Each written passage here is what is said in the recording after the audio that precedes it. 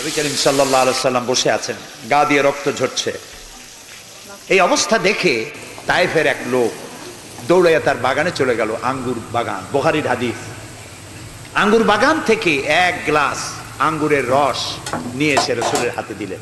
3 দিনের না খাওয়া রসুল, 3 দিন ক্ষুধার্ত, তৃষ্ণার্ত, ক্ষতবিক্ষত, জর্জরিত, নিষ্পেষিত, নির্যাতিত।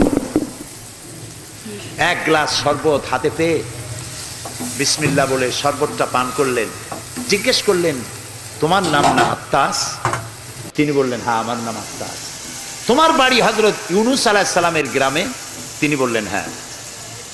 তো আপনি কি করে জানলেন আমার নাম আত্তাস আর আমার বাড়ি ইউনূস আলাইহিস সালামের গ্রামে?